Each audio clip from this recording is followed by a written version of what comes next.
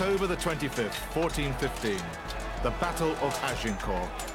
Outnumbered 5-1, the English won their greatest victory against the French.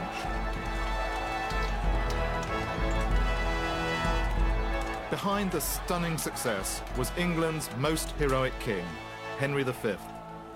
His life and the story of how he led his men to victory has been celebrated in plays, films, and verse. Shakespeare immortalized him as the warlike Harry, an inspiration for centuries to come.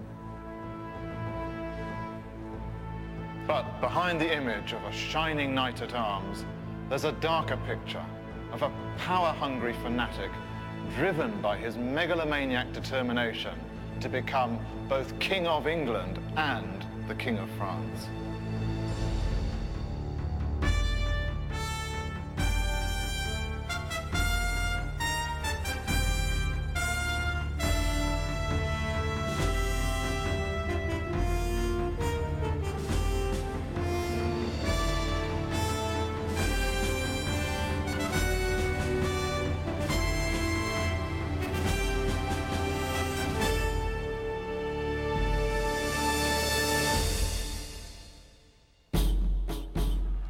Henry came home from Agincourt a conquering hero. From Dover to the capital, the streets were lined with adoring subjects. They fell to their knees as he passed by. To have glimpsed King Harry was like a divine revelation. The king himself, wearing a gown of purple, proceeded, not in exalted pride. Indeed, from his quiet demeanor, gentle pace, and sober progress, it might have been gathered that the king was rendering thanks and glory to God alone. Such was the view of an eyewitness among the crowds. It seemed that Henry had reached perfection.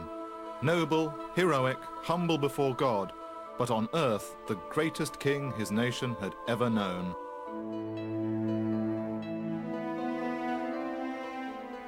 The irony of this is that Henry was not born to be king. In fact, nobody knows exactly when or where he was born. All he was a son to a noble family, the Bolingbroks. His change of status came when he was just 12. And that was when the Plantagenet dynasty, after 250 years of rule, split up.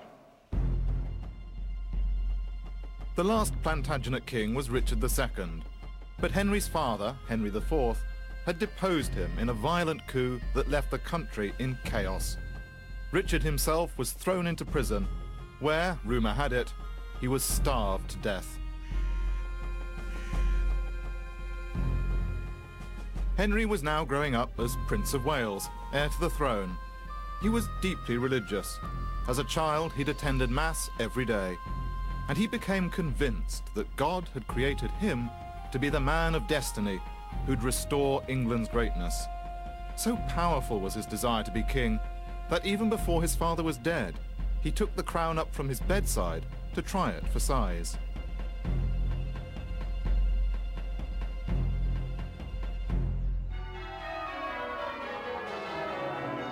In 1413, aged 26, Henry was crowned King Henry V of England.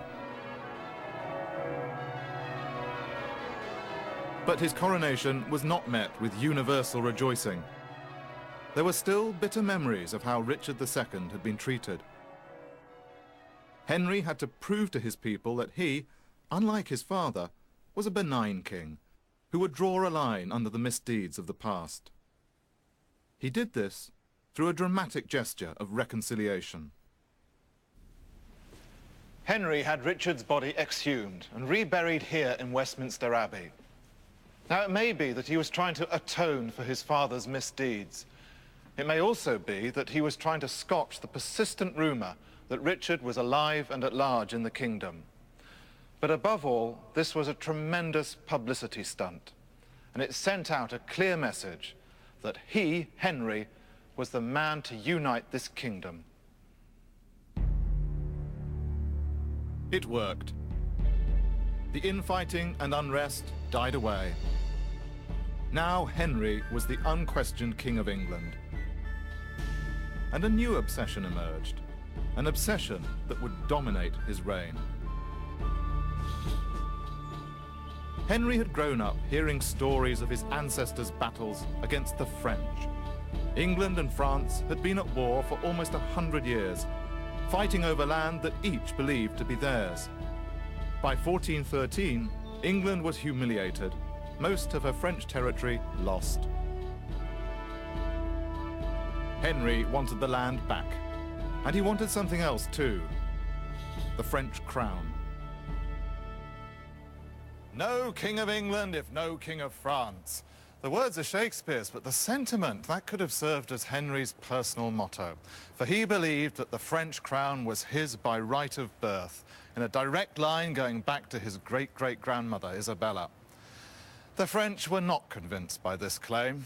They only recognized the male line of succession. Henry had picked a good moment to launch his claim. The French were divided and desperate. Their king, Charles VI, was deemed mad, and his court was riddled with rival factions. Henry forced the issue by sending word that he should be the next French king, and his bride should be Charles VI's daughter, Catherine. He also reclaimed the lost English territories of Normandy, Anjou, and half of Provence.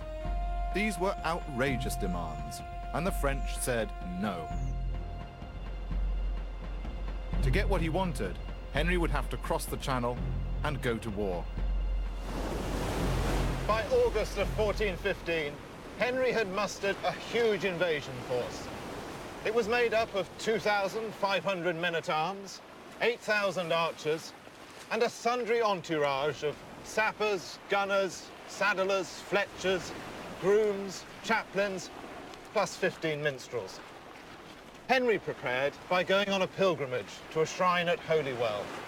He also equipped himself with a piece of the true cross.